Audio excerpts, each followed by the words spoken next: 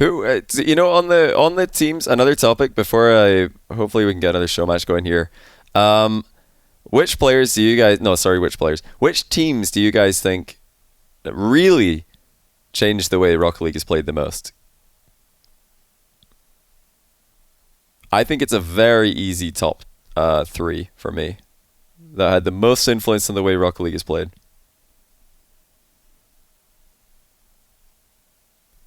So yeah, F3, the original Mike Rules F3, are by far number one in changing the way that Rocket League is played, because the entire North American scene at the time was dominated by Cosmic, who played with Gibbs at the back, and then Sad Jr. and Kronovi in attack.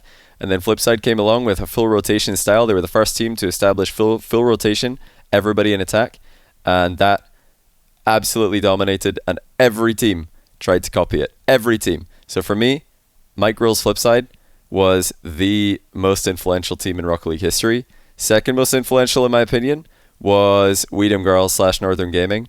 Backboard meta. They completely changed the way that offensive pressure was done.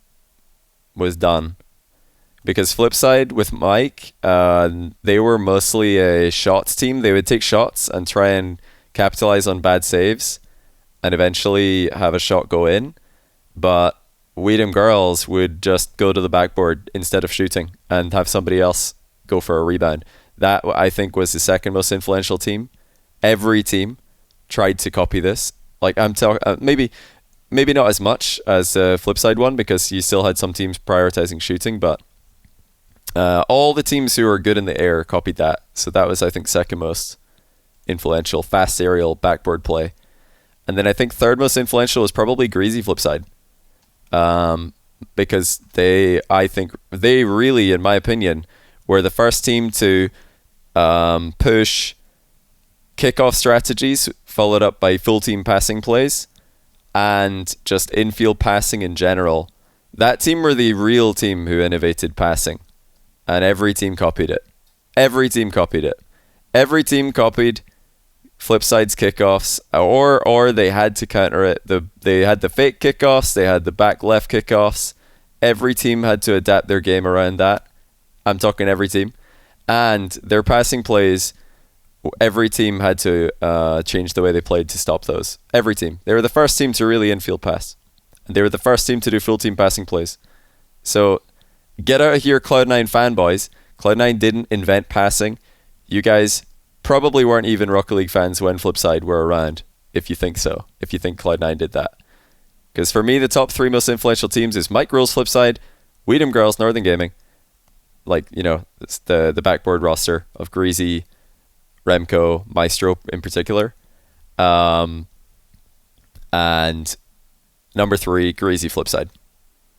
Most influential rosters of all time. There's no discussion, in my opinion. I don't think any other rosters come close. But hey, if you guys think there's a more influential roster than that, who do you think it is? According to myself, Cloud9 did it all. GFE/Dig. I don't know if GFE/Dig really influenced the game too much. They were just really, really good. They were just super, super good. And teams just couldn't beat them because they were just better. Teams didn't really copy what they did, though. And modern teams, no modern teams are close to having the same influence. No modern teams are anywhere near having the same influence. Peeps are a good shout. What on earth did Peeps influence? Peeps didn't influence anything. Peeps are a terrible shout. PK's land run with Rettles influenced nothing. They didn't do anything. Demos. Oh my goodness. Demos are the most overrated thing. Well, at least in terms of like changing the meta, demo meta is not really why the NA teams. Like, everybody thinks, why did Cloud9 and G2 fall off in Season 8? It must be demos. But no, that's not it. It's not demos. It's not demo meta. They were just too slow. They just didn't keep up with these teams that were playing faster. But NRG did. NRG actually stepped it up. Like K-Dop said, the NA teams were slow and controlled. Vipion established the meta of not playing good when it matters. But who do you guys think was the biggest, I don't really attribute demo meta to any team in particular. I think it was just as the game's pace increased, more people happened to be supersonic, and therefore demos are just happening more often. Because what used to be a bump from two players who aren't supersonic, now players are going supersonic, and it's a demo. Like, I don't really think any team started this, or any team were influencing the scene by doing this to a level nobody had seen before. But yeah, it's kind of a given that the OG teams, the old teams, are going to be the most influential. So it shouldn't be a surprise or even a talking point that OG Flipside, Weedham Girls Northern Gaming, and Greasy Flipside were the most influential rosters. Of course they're the most influential. They were the ones at the start.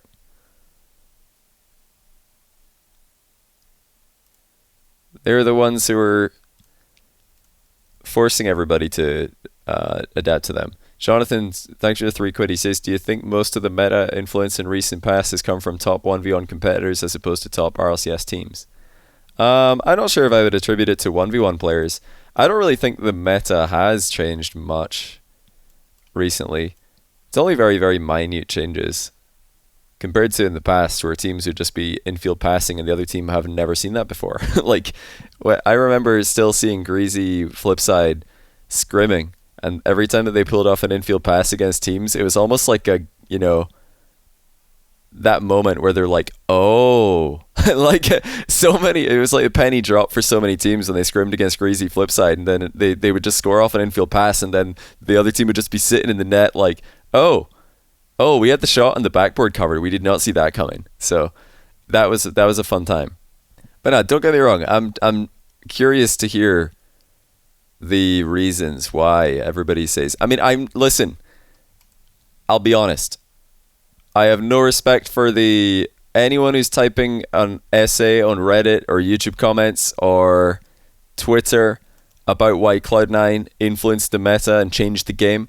I have no respect for these comments. I'm sorry, but I just don't, because I've read too much stupidity in that context. But if someone like Chicago, obviously Chicago said this, and I said I disagree, but if he comes out with reasons for why he think that was true, then I respect that, and I want to hear. I definitely want to hear more about this. Like, I like that this sort of thing generates discussion, because it is very interesting to me. But yeah, I'll stick to hearing the opinions of players, casters, just people who have shown some form of intellect. Those are the opinions I respect these days. I think there was a time when Reddit was a great feedback loop for Rocket League tournament organizers, casters, but that time is long gone. Long gone. And Twitch chat. Why are we having this conversation? Because I watched Chicago's list and I was interested. It reminded me of this Cloud9 invented passing topic that I've been seeing written all over the place. I just can't believe it. Cannot believe it. Yeah, his list was very respectable. I liked his list. I just the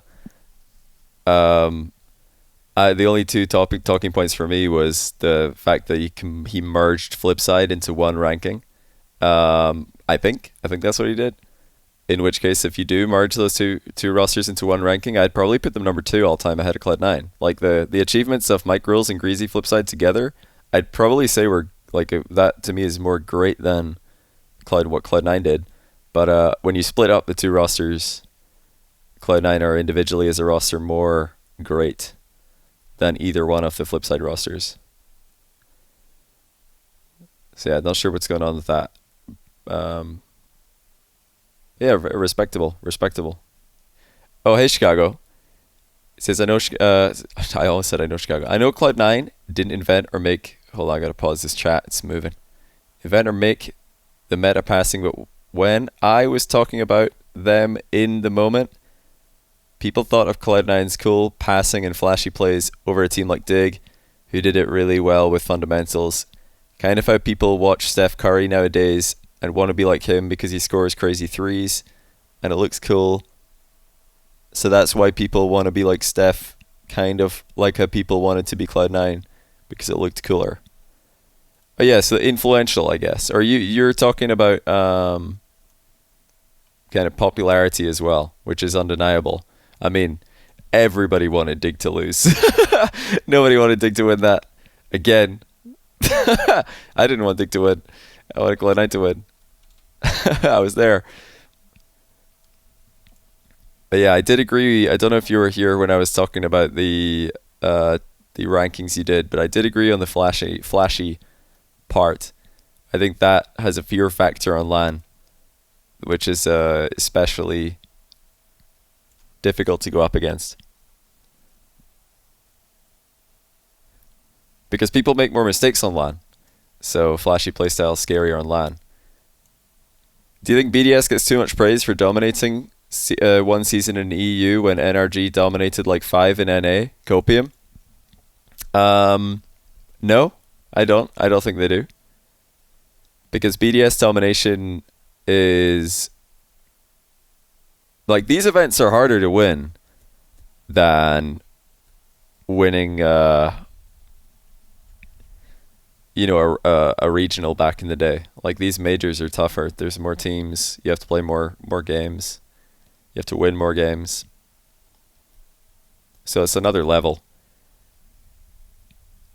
But also the NRG domination of regionals was 3 different NRG rosters. So NRG won season 3 with Jacob. They won season 5 and 6 with Fireburner, Justin, Garrett. And then they won season 8 with Turbo. I think G2 won season 7, if I'm not mistaken, or something like that. And 9. So NRG didn't actually dominate as much with one roster. BDS have won the entire year with one roster, which is the equivalent of 2 seasons of RLCS. It's been much more of a grueling process.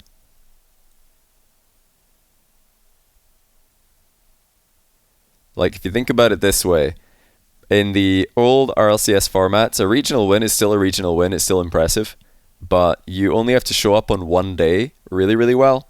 As long as you get like a good seeding in the group stage, you could lose, 2 or 3 times in groups. Doesn't matter. As long as you get into the playoffs, you're good. You just have to pop off that one day and go undefeated on one day, and then you're in.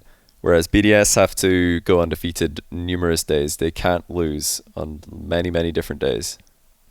Everybody makes basketball references, and I don't get them. I don't get these basketball references, man. I knew the Steph Curry 3-point thing. I know he shoots 3-pointers, but I have no idea who Stephen A. Smith is. I've got a feeling it's something to do with basketball, but I don't know anything more than that. That's all I got. He's hilarious. GOAT analyst. So is he just very divisive? Does he just like have very polarizing opinions? He's the T-Bates of ESPN. Super hot takes. Okay. You've definitely seen clips. Yeah, see, I probably have, but I don't know who these people are. Whenever I see basketball clips, I don't know who it is.